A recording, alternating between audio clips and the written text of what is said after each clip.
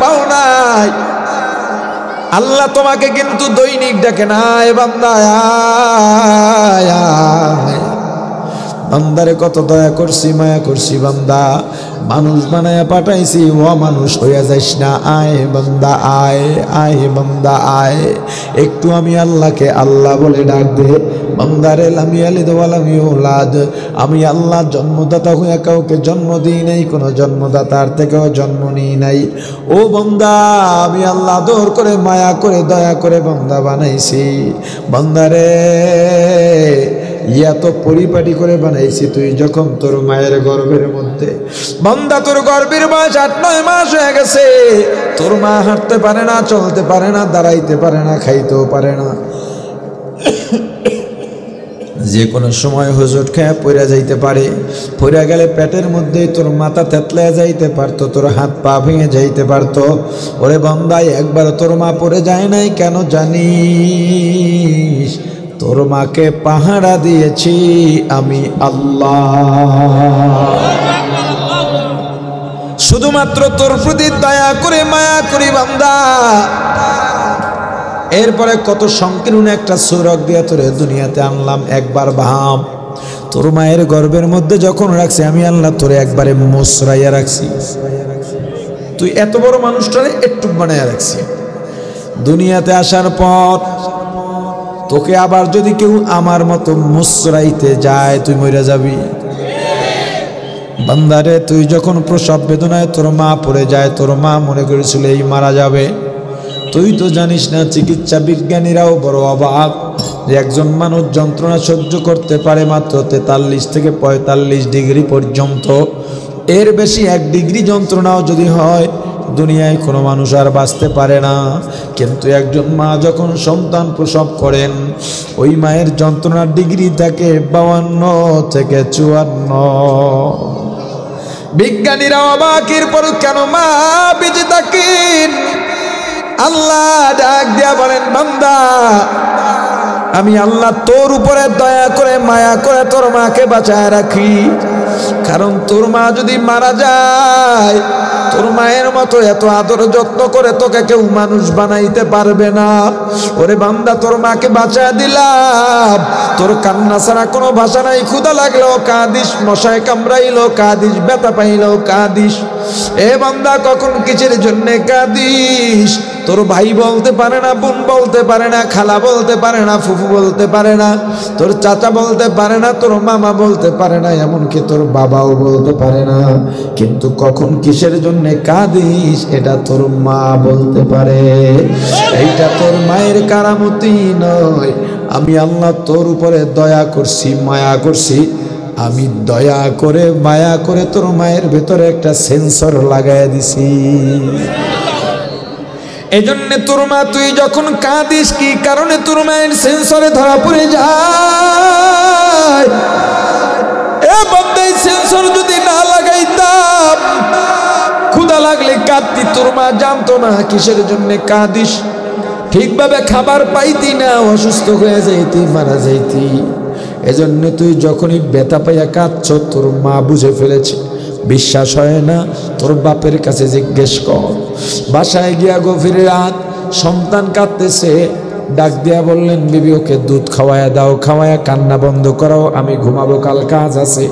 সন্তানের মা ডাক দিয়া বলে, ও এখন ক্ষুধার জন্য কাঁদে না, তাহলে বলে ফ্যানটা ছেড়ে দেন। ফ্যান ছেড়ে দিছেন, পোলার কান্না বন্ধ। আর একদিন মায়ের পিছনে হামাগুড়ি খায় আর কাঁদি।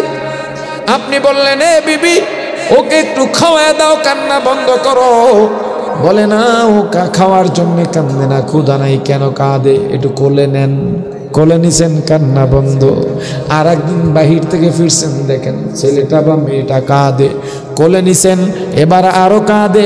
আপনার কোলে থাকবে না। আগের দিন কোলে নিছেন, কান্না বন্ধ হয়ে গেছে। আজকে কোলে নিছেন, আপনাকে খামচি মারে, আপনাকে থাপড় মারে, লাথি মারে। ব্যাপারটা কি? সন্তানের মা এসে বলে, আমার কাছে দেন, আর থাকবে না। কেন? ও ক্ষুধা লাগছে, একটু খাওয়াইয়া দেই। খাওয়াইয়া দিছে, কান্না বন্ধ, আপনার সঙ্গে খেলাধুলাও করে। এই যে আপনারা এসে বসেছেন, মাহফিল হচ্ছে, মাহফিলের পরে এলাকায় যদি মসজিদে নতুন 5 জন মুসল্লি না বাড়ে, 2-4টা যুবক যদি দিনের পথে চলে না আসে, 5টা মহিলা যদি পিছনে ভাবে, পিছনে কি বাজার নাকি না, এই কথার আওয়াজ কি সেটা তো দোকানপাট আছে, তাই তো। যাই হোক, হোটেলওয়ালা ভাইরা, আপনাদেরকে তো আর নিয়ন্ত্রণ করার সাধ্য আমাদের নাই। চেষ্টা করবেন কেউ যেন জোরে কথা না বলে, যেহেতু মাহফিল পাশে চলতেছে। এটা আপনাদের কাছে অনুরোধ থাকলো।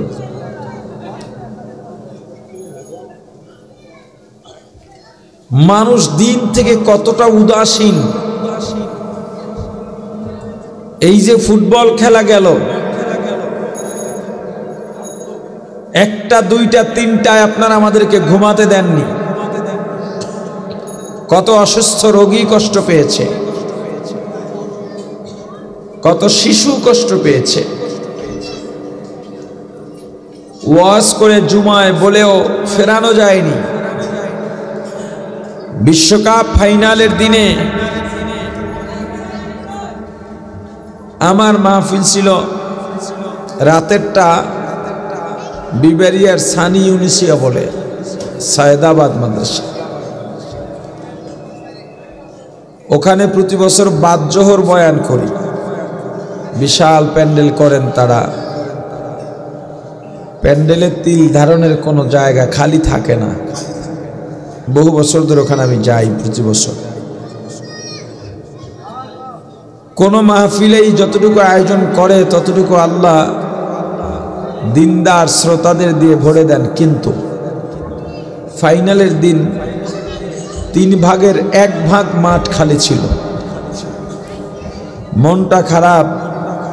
বয়ান শেষ করে নামার পরে আমারে কয়েকজনে কয়েকটা ছবি নিয়ে এসে যে মন খারাপ করার কিছু নেই। আমি বললাম কেন?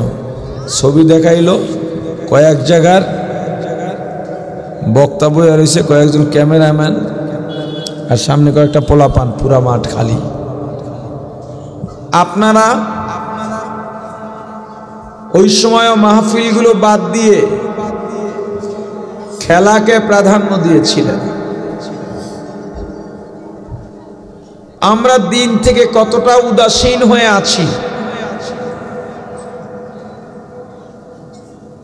পরিসংখ্যান যদি আমি পুরাটা বলি,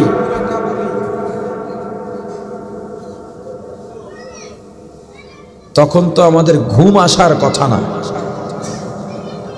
প্রথম কথা হলো 73 জন মুসলমানে কয়জন জান্নাতি, কয়জন জাহান্নামী? আপনার মাঝে ভয় নাই কেন?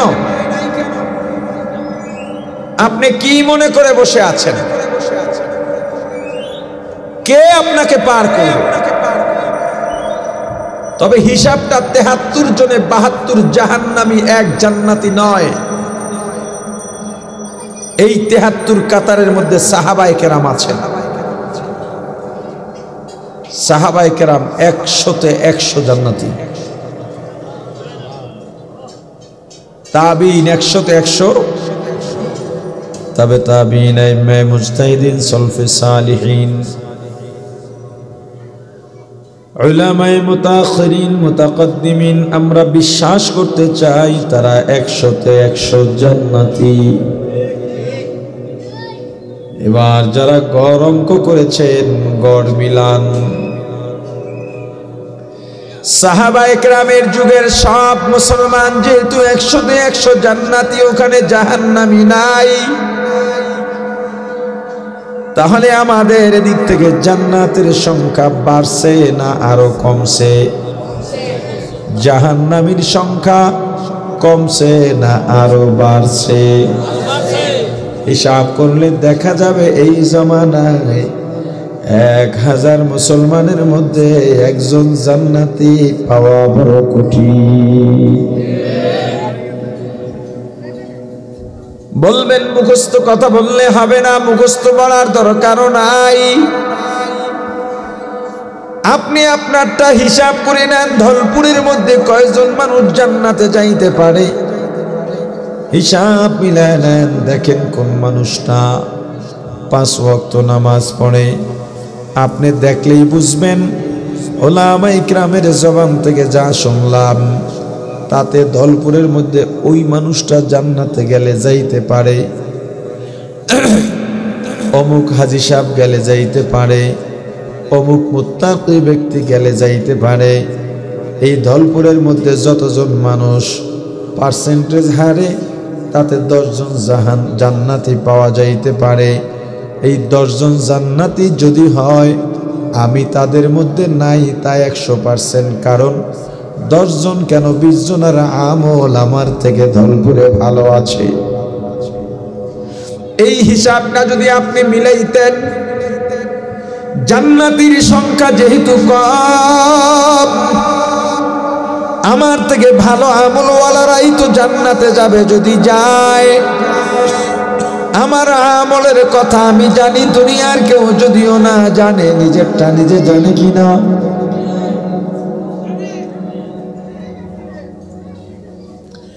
আমি আপনাদের মজলিসের জন্য অযোগ্য ওয়াইস। আপনাদের যে ইখলাস তাকওয়া সেখানে আমি পরাজিত। আমার যতটুকু ইখলাস তাকওয়া এটা আপনাদেরকে রেখাপাত করতেছে না, যার জন্য আমার জেহেনেও কোনো বয়ান আসাটা মুশকিল হয়ে যাবে। যেহেতু আপনারা আমার কথার জবাব দিচ্ছেন না, আমি বুঝে নিচ্ছি আপনারা আমার কথা বুঝতেছেন না, অথবা আমার কথাগুলো আপনার হৃদয়ে রেখাপাত করতেছে না। যেখানে অবস্থা এটা, সেখানে আমি জোর করে বেশিক্ষণ কথা বলবো। যেহেতু দাওয়াত নিয়েছি, ওয়াদা দেওয়া ছিল তরতিব রক্ষা করে অল্প সময় আমি চলে যাব। আমি জোর করে কাউকে বয়ান শুনাই না।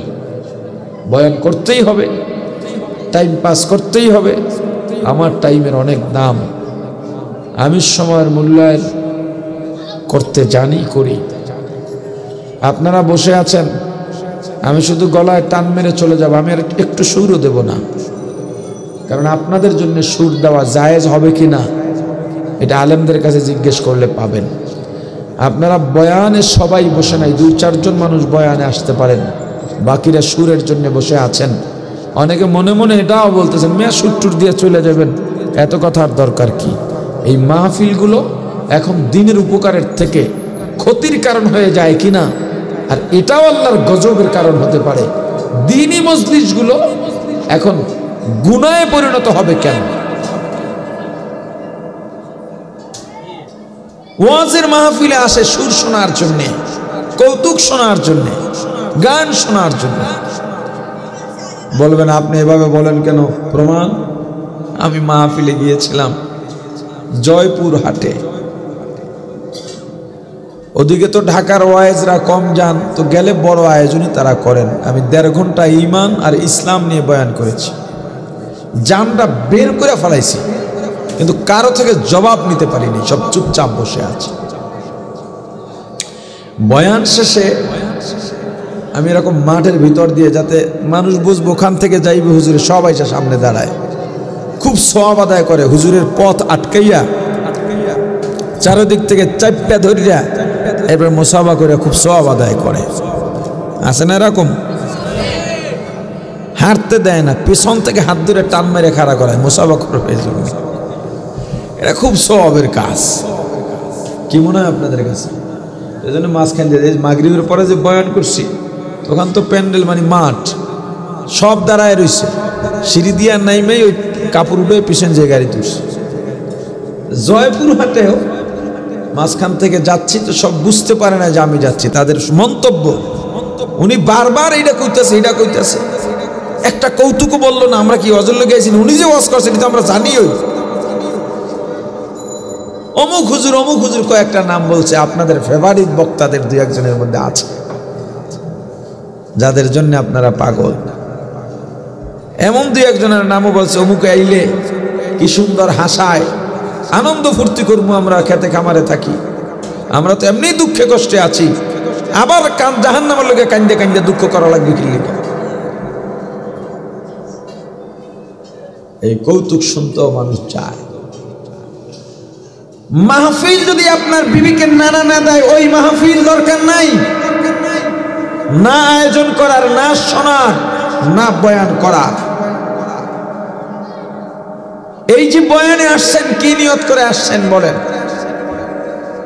মাহফিলগুলো যে একটা রুসুমে পরিণত হয়েছে,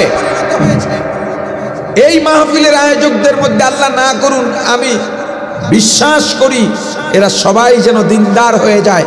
বিভিন্ন মাহফিল আয়োজক কমিটি যারা থাকে, স্বেচ্ছাসেবক, মাহফিলের আয়োজন করতে গিয়ে নামাজের সময় পায় না। যেই মাহফিল আয়োজনে নামাজ বাদ যায়, ওই মাহফিল জায়েজ হয় কি করে বলেন? মাহফিল শেষ করে ফজরের সময় মসজিদে গেলাম, জামাতের বাকি আছে 20 মিনিট 15 মিনিট, ইমাম আসে না, মুয়াজ্জিন বলে হুজুর নামাজ পড়ান। না রে ভাই, ইমামতিতে সহজে যাই না, রক্ত যাইতে গেছে। নামাজে দাঁড়াইয়া নামাজ শেষ করে সালাম ফিরাইয়া মুয়াজ্জিনরে ডাকলাম, ইমাম সাহেব কোথায়, অসুস্থ? কয় না তো, কালকে সারাদিন মাহফিল নিয়ে ব্যস্ত তো, হুজুরের টায়ার্ড।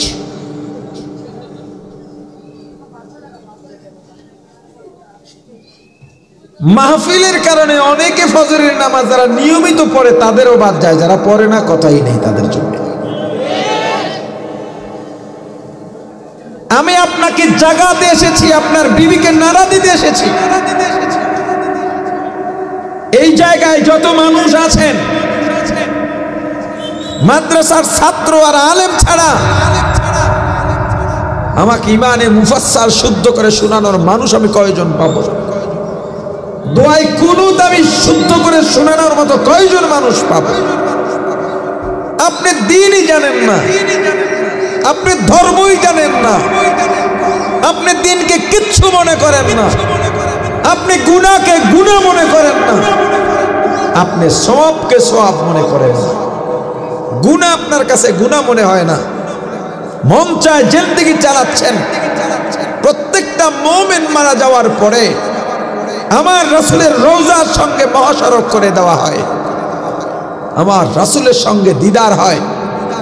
একবারও কি আপনার মনে হয় আমি যে আমল করতেছি এই মুহূর্তে যদি আমি মারা যাই, আমার রাসূলের সামনে আমি কোন লজ্জায় দাঁড়াবো?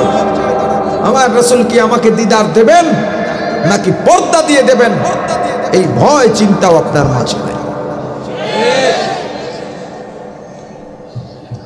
আপনি আসছেন ওয়াজে, এলাকায় ওয়াজ চলে, না গেলে কেমন হয়? যত বক্তা আছে সবাই সুর দিয়ে কথা বলে, শুনতে ভালো লাগে। আমি আপনাকে সুর শোনাইতে আসি নাই। আমি যদি দেখি আপনি সুরের জন্য আসছেন, 1 সেকেন্ডের জন্যও মনের ভুলেও আমার থেকে সুর বের হবে না। মাহফিলকে কাজে লাগাতে হবে। আপনি কি ভাবছেন একটা মাহফিলের গুরুত্ব কতটুকু জানেন আপনি?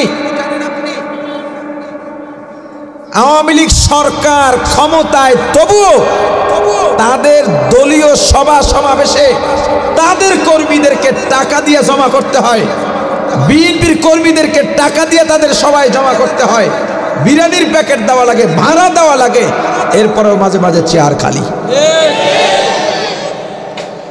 আওয়ামী লীগের সমাবেশে তাদের কর্মী ছাড়া বাইরের লোক যায় না, 2-4 জন যাইতে পারে দেখার জন্যে, তারা কোনো দলের সক্রিয় কর্মী না। বিএনপির সমাবেশে বিএনপির লোকের বাইরে লোক কম যায়, ওই যে সক্রিয় কর্মী না যারা, তারা যায়। ওয়াজ মাহফিল একমাত্র ময়দান যেখানে ভাড়া দিয়ে আনা হয় না, যেখানে বিরিয়ানির প্যাকেট দেওয়া হয় না। এই একই ময়দানে আওয়ামী লীগ আছে, বিএনপি আছে, তবলিগ আছে, চরমনাই আছে, সব দলমতের মানুষ ওয়াজের ময়দান এসে বসে যায়। এত সুন্দর একটা ময়দান, সেই ময়দান দিয়েই তো ইসলামের বিপ্লব ঘটানো যায়, কিন্তু সেটা হচ্ছে না। বরং এলাকায় কোনো প্রভাবও পড়ে না। আমাদের ছোট সময় দেখেছি, আমার ছোট সময় আর কবে, এই তো এত নষ্ট আমাদের এই সমাজ কখন থেকে হলো? যখন থেকে অ্যান্ড্রয়েড মোবাইল এই সমাজে ঢুকেছে। আরে আমার ছোটবেলা, আমি তো ছোট মানুষ, আমার ছোটবেলায় আমি দেখেছি ওলামায়ে কেরাম বয়ান করতে যাইতেন, এলাকায় বয়ান করে চলে আসতেন, আর তার বয়ান মানুষের মুখে মুখে 1 সপ্তাহ চায়ের দোকানে, ঘরে, মসজিদে আলোচনা চলতো, হুজুর এটা বলেছিলেন, ওটা বলেছিলেন। আর এই জমানায় বয়ান এখানে শোনে, এখানে রেখে মনের ভুলেও সাথে নিয়ে যায় না, এখানে রেখেই এখান থেকে বের হয়। কি হবে বলেন? একটু ভেতরে চিন্তা নাই, টেনশন নাই, আমি মারা যেতে পারি। আমিরুল মুমিনিন খলিফাতুল মুসলিমিন হযরত ওমর রাদিয়াল্লাহু তাআলা আনহু যে দুনিয়ায় জান্নাতের সংবাদ পাইছেন, যে তুমি মারা গেলেই জান্নাত, এত জোর দিয়ে মাইকটায় কথা বলতে হয়, আসতে বললে তো কথা যাবেই না। ইকো দিলেই হয় না, আমি আন্দাজে কথা বলেন কেন? এ সাউন্ড আমার টানতে হবে, টানতেছে না।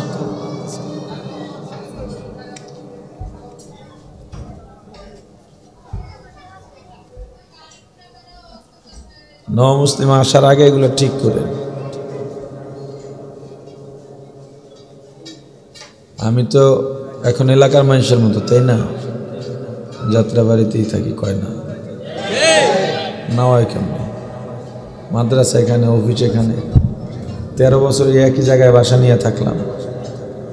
এখন অবশ্য কুয়াকাটায় থাকি, বাকি মাদ্রাসা অফিস তো আছে, এখানেই থাকি। আমি কষ্ট করে যাই, বাকি দূরের মেহমান যারা আসবে কষ্ট যেন তারা না পায় মাইক দিয়ে। একজন ওয়াইজের জন্য মাইকটা খুব ইম্পর্টেন্ট এবং মাহফিলটাও গুরুত্বপূর্ণ। জান্নাতের সুসংবাদ দুনিয়াতেই পাইছেন। আমার রাসূল বলছেন, আমার পরে কোন নবী হলে হযরত ওমর নবী হতো, ইসলামের দ্বিতীয় খলিফা। এরপর জাহান্নামের ভয়ে কাঁদতেন এবং তিনি বলতেন, সারা দুনিয়ার মানুষের ক্ষেত্রে আল্লাহ যদি ঘোষণা দেন সব জান্নাতে যাবে, একটা মাত্র মানুষ জাহান্নামে যাবে, আমি ভয় ভীত সন্ত্রস্ত হয়ে থাকতাম ওই মানুষটা আমি হয়ে যাই কিনা। অথচ আপনার আমার মধ্যে ভয় নাই। আর বাদ দেন ওমরের কথা, রাহমাতুল লিল আলামিন, সাইয়্যিদুল মুরসালিন, ইমামুল মুরসালিন, খাতামুন নবিয়্যিন, শাফিউল মুযনিবিন, উম্মতের কান্ডারি, মানবতার মুক্তির দূত সাইয়্যিদুনা মুহাম্মাদুর রাসূলুল্লাহ সাল্লাল্লাহু আলাইহি ওয়াসাল্লাম, যার আগেও গুনাহ নাই, পরেও গুনাহ নাই। আম্মা জান আয়েশা সিদ্দিকা রাদিয়াল্লাহু তাআলা আনহা বলেন, হুজুর রাতে এশার পরে নামাজে যে দাঁড়াইতেন পা মোবারক ফুলে যেত। 2 রাকাত নামাজে কোরআন খতম করে ফেলতেন, 2 চোখের পানিতে বুকটা ভেসে যাইত। আপনার আমার গুনার কোনো শেষ নাই, এরপরও টেনশন নাই।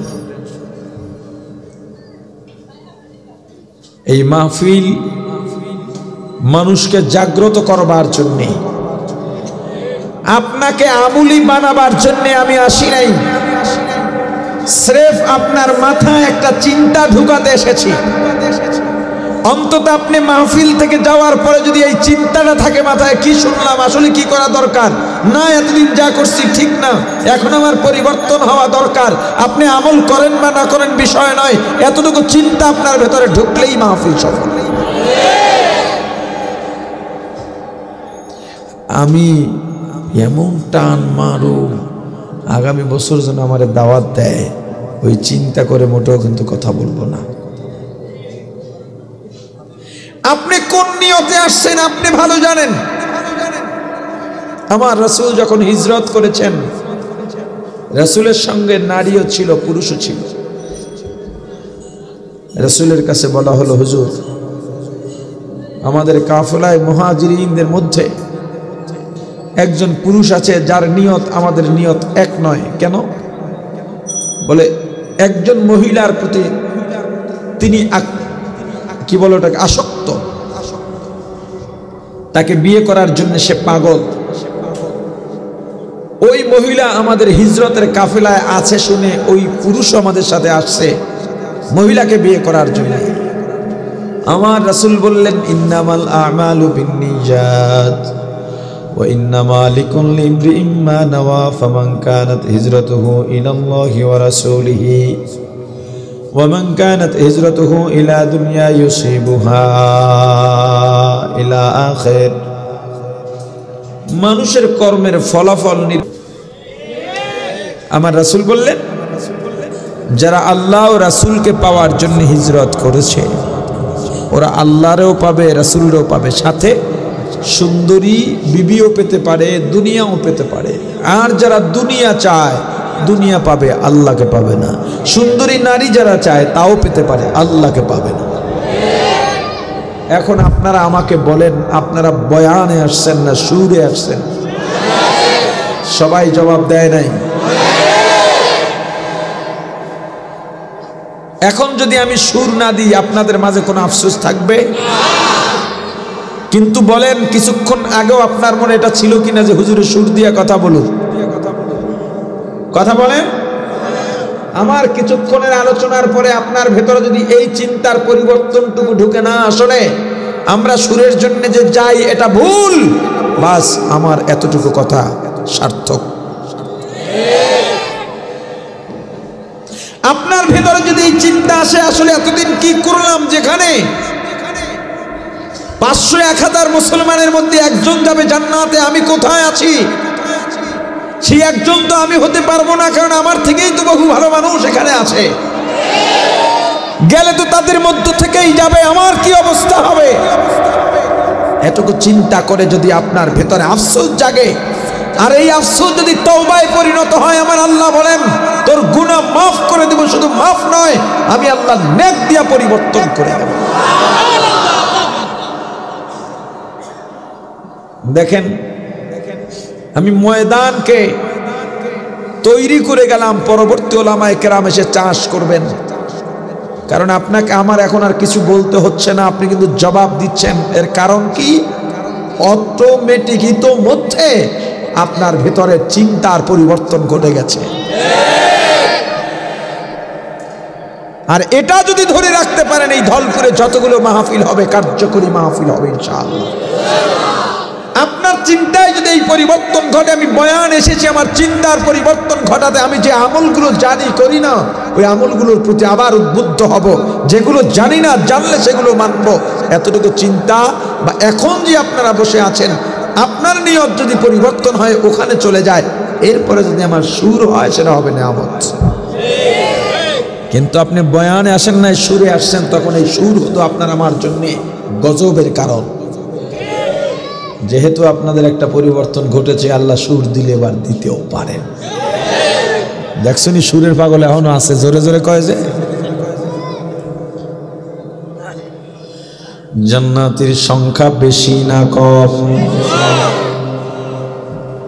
এই কম সংখ্যার মধ্যে আমরা শামিল হতে চাই কিনা? শুধুমাত্র দাবি করলেই শামিল হওয়া যাবে নাকি কাজ করা লাগবে? আল্লাহ বলেন ওয়ালাকাদ যারানা লিজাহান্নামা কাসীরা, আমি আল্লাহ অধিকাংশের জন্য জাহান্নাম বানিয়েছি। অধিকাংশ যারা জাহান্নামে যাবে তারা কারা? মিনাল জিন্নি, জিনদের মধ্য থেকে বেশিরভাগ জিন যাবে জাহান্নামে। মিনাল ইনসি, মানুষদের মধ্য থেকে বেশিরভাগ মানুষ যাবে জাহান্নামে। এই বেশিরভাগ মানুষ যারা জাহান্নামে যাবে তাদের পরিচয় আল্লাহ পরিচয় দিয়া আয়াতের শেষ দিকে বলেন উলাইকা কাল আনআম, ওরা চতুষ্পদ জানোয়ারের মতো। শুধু জানোয়ারের মতো নয়, বালহুম আদল, বরং জানোয়ার থেকেও খারাপ। এই যে এত বাহাদুরি, এত দাপট, ওরে আমার প্রাণীর ভাই, দুনিয়ার মানুষ যদি তোমাকে আমাকে ভালো বলে, তুমি আমি ভালো নই। আবার দুনিয়ার মানুষ যদি তোমাকে আমাকে খারাপ বলে, তাতেই তুমি আমি খারাপ নই। তোমার আমার কর্মের কারণে ভালো আর মন্দের ট্যাগ আপনার আমার সঙ্গে কে লাগাবেন? জোরে বলেন। প্রাণের ভাই আমার, আমরা মনে করি যে এই মানুষগুলো এই সমাজের মধ্যে উঁচু চেয়ারে বসে, উঁচু বিল্ডিং এ বসবাস করে, তারাই বুঝি সম্মানী, তারাই বুঝি মানুষ। বিষয়টা এমন নয়। আল্লাহর কাছে মানুষ মূল্যায়িত হবে তারা কলবের উপরে। কিসের উপর? দিল্লির শাহী মসজিদের ইমাম শাহ ওলিউল্লাহ মুহাদ্দিস দেহলভী রাহমাতুল্লাহি আলাইহি ওয়াজে যাইতেন, বয়ান করতেন, তরবিয়তে যাইতেন, মাদ্রাসায় পড়াইতেন, জুমায় খুতবা দিতেন, বাজারে যাইতেন। হুজুর মাথার উপরে একটা রুমালের পর্দা দিয়া নিজের চেহারাটা ঢেকে রাখতেন। বারবার প্রশ্ন করা হয়, হুজুর আমরা জানি আপনি একজন মুত্তাকি পরহেজগার, আপনাদের জবান থেকে শুনলাম হক্কানি উলামায়ে ইকরামের চেহারার দিকে এক নজরে তাকাইলে সগীরা গুনাহ মাফ হয়ে যায়। আমরা জানি আপনি একজন খাঁটি আল্লাহওয়ালা পরহেজগার মুত্তাকি। আপনার মাথার উপরে লম্বা রুমালের পর্দা দিয়ে আপনি চেহারাটা কেন ঢেকে রাখতেছেন? আমাদের কেন সওয়াব থেকে বঞ্চিত করতেছেন? বারবার প্রশ্ন করার কারণে আল্লাহর ওলি মুহাদ্দিস দেহলভী রাহমাতুল্লাহি আলাইহি নিজের মাথার রুমালটা প্রশ্নকারীর মাথার উপরে দিয়ে দেন। যখন প্রশ্নকারীর মাথার উপরে রুমাল দেওয়া সঙ্গে সঙ্গে প্রশ্নকারী চিল্লা পাল্লা শুরু করে, জমিনের মধ্যে গড়াগড়ি খাইতে শুরু করে। হুজুর আমার রুমালটা নিয়ে নিলেন। লোকটা থরথর করে কাঁপতেছে, দুই চক্ষু দিয়া পানি পড়তেছে। উপস্থিত লোকজন জিজ্ঞেস করলেন, আমার ভাই, আল্লাহর ওলির রুমাল তোমার মাথার উপরে দেওয়ার পর চিল্লা পাল্লা কেন শুরু করলা? জমিনে কেন লুটিয়ে পড়লা? প্রশ্নকারী জবাব দিয়া বলে, আল্লাহর কসম, হুজুরের রুমাল যখন আমার মাথার উপরে দেওয়া হয় আমার অন্তর চক্ষুটা খুলে যায়। আমি দিল্লি শহর দেখলাম, আমার চোখের সামনে ভেসে উঠেছে। যেই শহরের মধ্যে হাজার হাজার মানুষের বসবাস, ওই শহরে মানুষ দেখা যায় না, মাঝে মাঝে দু একটা মানুষ, বাকি সব চতুষ্পদ জানোয়ার হয়ে গেছে। গর্বসুরাজ আদমি সাবুদে আহমদ আবু জাহলুহা মে কে সাবুদে। ভাই আমার, মানুষের মতো দেখলেই মানুষকে মানুষ বলা যায় না, মানুষের মতো হাত পা থাকলেই মানুষকে মানুষ বলা যায় না, মানুষের মতো কথা বলতে পারলেই মানুষকে মানুষ বলা যায় না, মানুষের সংসারে বসবাস করলে মানুষকে মানুষ বলা যায় না, মানুষের মতো দেখলে যদি মানুষকে মানুষ বলা যাইত। রাসূলের চেহারা আবু জাহেলের চেহারা দেখতে প্রায় একই রকম ছিল। নবীজি যেই বংশের থেকে দুনিয়াতে আসছেন, আবু জাহেল সেই বংশের থেকে দুনিয়াতে আসছে। রাসূলের শরীরের মধ্যে যেই বংশের রক্ত, আবু জাহেলের শরীরের মধ্যেও একই বংশের রক্ত। আমার রাসূল আর আবু জাহেল চাচা ভাতিজা। আমার রাসূল হলেন রাহমাতুল লিল আলামিন, সাইয়্যিদুল মুরসালিন, ইমামুল মুরসালিন, খাতামুন নবীন। পক্ষান্তরে আবু জাহেল হলো চিরস্থায়ী জাহান্নামী। আল্লাহ অধিকাংশ যাদের জন্য জাহান্নাম বানিয়েছেন তারা দুনিয়ায় দেখতে মানুষের মতো হলেও আল্লাহর কাছে চতুষ্পদ জানোয়ার। কিন্তু এই মানুষগুলো যারা জাহান্নামে যাবে, যাদের পরিচয় পশুর থেকেও খারাপ। কি কারণ? আল্লাহ তিনটা কারণ বলেছেন, আমি সংক্ষেপে একটা কারণ বলে যাব। এক নাম্বার কারণ আল্লাহ বলেন, লাহুম কুলুব, আমি আল্লাহ ওদেরকে অন্তর দিলাম, কলব দিলাম, লা ইয়াফকাহুনা বিহা, অন্তর দ্বারা তাফাক্কুহ করে নাই, তাফাক্কুর করে নাই, গবেষণা করে নাই। অন্তর দিয়া কি গবেষণা করবা? আল্লাহ অন্য আয়াতের মধ্যে বলেন, ওয়া ইয়াতাফাক্কারুনা ফি খালকিস সামাওয়াতি ওয়াল আরদ, আসমান ও জমিনের মাঝখানে যত সৃষ্টি আছে, আল্লাহর যত মাখলুক আছে, এই মাখলুক নিয়ে গবেষণা করবা। মাখলুক নিয়ে গবেষণা কেন করবা? আল্লাহর মাখলুক নিয়ে গবেষণা করলে আল্লাহর পরিচয় পাওয়া যায়। বান্দা, তোমাকে আমি আল্লাহ কলম দিলাম, গবেষণা করতে করতে করতে করতে তুমি অনেক বড় বিজ্ঞানী হইছ, কিন্তু তুমি এখনো আল্লাহকে চিনতে পারো না। তুমি বিজ্ঞানী হতে পেরেছ, আল্লাহর আদালতে এখনো মানুষ হইতে পারো না। আল্লাহ কলম দিলেন, আল্লাহর সৃষ্টি নিয়ে গবেষণা করে করে আল্লাহর পরিচয় পাইবা। আল্লাহর মাখলুক নিয়ে গবেষণা করলে কিভাবে আল্লাহর পরিচয় পাওয়া যায় দেখেন, ছোট্ট একটা উদাহরণ পেশ করি। বলেন তো, পানির মধ্যে মাটির চাকা ভাসে না ডোবে? আওয়াজ দিয়া বলেন। বালু, পাথর। এবার জানা থাকলে বলেন, এই জমিনটা কিসের তৈরি? মাটি আছে, বালু আছে, পাথর আছে, তবে মাটি বেশি। এবার আরো একটা কথা জানা থাকলে বলেন, এই মাটির নিচে কি আছে? আশ্চর্য ব্যাপার, পানির মধ্যে আমি একটা ছোট্ট মাটির ঢিলা ভাসাইতে পারি নাই, অথচ এত বড় জমিন, কোথায় শুরু কোথায় শেষ কেউ জানে না। এই জমিনে কত মাটি, কত পাহাড়, কত গাছপালা, কত মানুষ, কত অট্টালিকা, কত বড় বড় পাহাড় পর্যন্ত, পাথর পর্যন্ত আছে, অথচ এই মাটির নিচেই পানি আছে। 40 ফিট পাইপ দিলে স্বচ্ছ পানি টিউবওয়েলে চলে আসে। একটা কবর খনন করার পর মাইয়িতকে রাখতে দেরি হইল, কবরে পানি চলে আসে। কি এক আশ্চর্য! দুনিয়ার কোনো বিজ্ঞানী আজ পর্যন্ত বলে নাই এটা আমাদের গবেষণার ফল, বলছে নাকি? কিন্তু আল্লাহ বলছেন এটা আমি বানাইছি। যেহেতু আল্লাহর দাবির বিপক্ষে কেউ আপিল করে নাই, সেহেতু রায় হয়ে যাবে এই জমিনের মালিককে। এই পানির উপরে জমিন ভাসায় রাখছেন কে? ওই আল্লাহ। কি কি করেন তুমি জানো রে বান্দা? সাগরের মধ্যে জোয়ার হয়, ভাটাও হয়, কথা বলেন।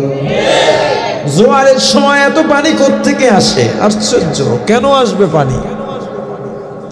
একটা মেশিনও লাগানো হয় না, মেশিন দিয়ে ঠেলে ঠেলে পানি আনা হয় না। আবার ভাটা লাগলে পানিটা কমে যায়, কোথায় চলে যায়? এত বৃষ্টি হয়, এত বৃষ্টি, পানিগুলো কই গেল? এত পানি জমিনে খেয়ে ফেলে, পানিগুলো কই যায়? আজ পর্যন্ত দুনিয়ার কোনো বিজ্ঞানী বলতে পারে নাই এই বৃষ্টির পানিগুলো কোথায় গিয়া জমা হয়। পানি তো বাড়তেই থাকার কথা, কথা কয় না? কই পানি তো এই বন্যা হলো, এই পানি ভরে গেছে। এই ঢাকার শহর বৃষ্টি এলে পানি ভরে যায়, যায় কই পানি আবার?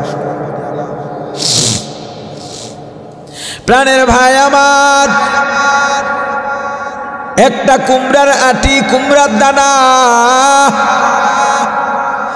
মাটির মধ্যে রোপণ করলেন, মাটির মধ্যে লাগাইলেন। এই কুমড়া দানা মাটির মধ্যে লাগাবার জন্য কোনো শিক্ষাও লাগে না, ট্রেনিংও লাগে না। ছোট একটা সন্তান, ছেলে বা মেয়ে যদি গিয়া মাটির মধ্যে রেখে আসে বা ফালাইয়া দেয়, 3-4 দিন বা 1 সপ্তাহের মাঝে ওই কুমড়ার দানার মধ্য থেকে 2টা সবুজ রঙের পাতা ওঠে। কেন উঠবে? কি কারণে উঠবে? আজ পর্যন্ত কোনো বিজ্ঞানী বের করতে পারে নাই। পাতা 2টা বের হওয়ার পরে পরীক্ষা করে বলতে পারে ভিটামিন কতটুকু আছে, কিন্তু অস্তিত্ব দান করতে পারে নাই। অস্তিত্বে আসার পরে সেটা দেখে সে বলতে পারে, কিন্তু অস্তিত্ব সে দিতে পারে না।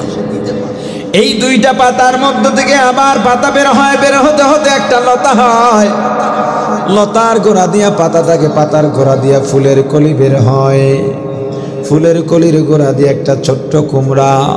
এই কুমড়া বড় হইতে হইতে হইতে হইতে যাত্রাবাড়ি আরো 3 বছর আগে 13 মণ ওজনের কুমড়াও দেখেছি।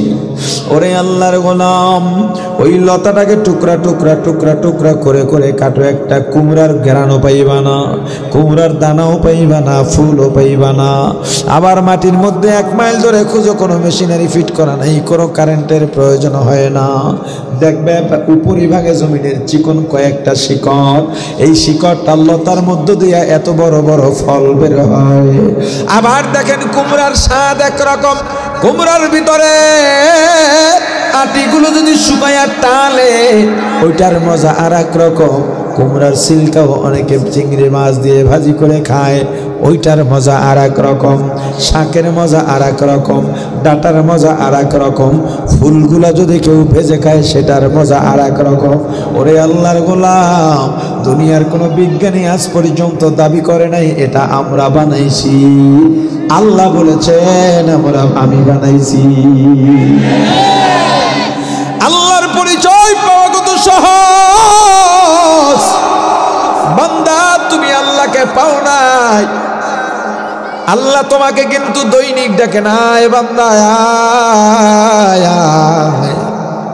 বান্দারে কত দয়া করছি, মায়া করছি, বান্দা মানুষ বানায়া পাঠাইছি, ও মানুষ হইয়া যাইস না, আয় বান্দা আয়, আয় বান্দা আয়। একটু আমি আল্লাহকে আল্লাহ বলে ডাক দে। বান্দারে লামি আলিদ ওয়ালামি ওলাদ, আমি আল্লাহ জন্মদাতা হইয়া কাউকে জন্ম দিই নাই, কোনো জন্মদাতার থেকেও জন্ম নিই নাই। ও বান্দা, আমি আল্লাহ আদর করে মায়া করে দয়া করে বান্দা বানাইছি। বান্দারে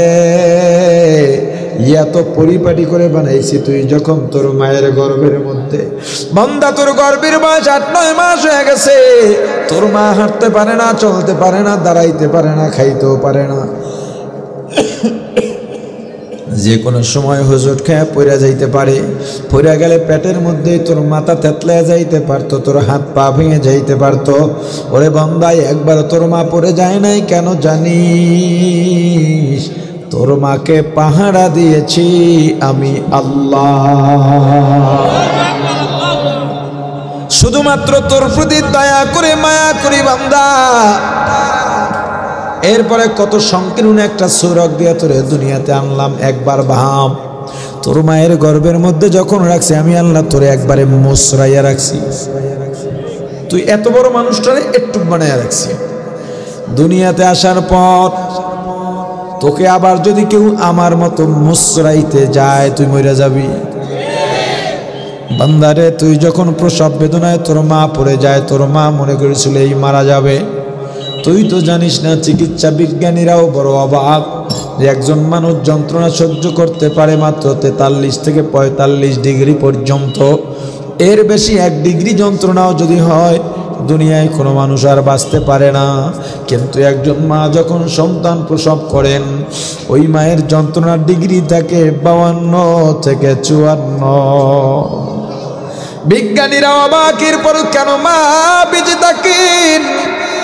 আল্লাহ ডাক দিয়া বলেন, বান্দা আমি আল্লাহ তোর উপরে দয়া করে মায়া করে তোর মাকে বাঁচায় রাখি। কারণ তোর মা যদি মারা যায়, তোর মায়ের মতো এত আদর যত্ন করে তোকে কেউ মানুষ বানাইতে পারবে না। ওরে বান্দা, তোর মাকে বাঁচায় দিলাম, তোর কান্না ছাড়া কোনো ভাষা নাই। ক্ষুধা লাগলেও কাঁদিস, মশায় কামড়াইলো কাঁদিস, ব্যথা পাইলেও কাঁদিস। এ বান্দা, কখন কিসের জন্য কাঁদিস? তোর ভাই বলতে পারে না, বোন বলতে পারে না, খালা বলতে পারে না, ফুফু বলতে পারে না, তোর চাচা বলতে পারে না, তোর মামা বলতে পারে না, এমনকি তোর বাবাও বলতে পারে না।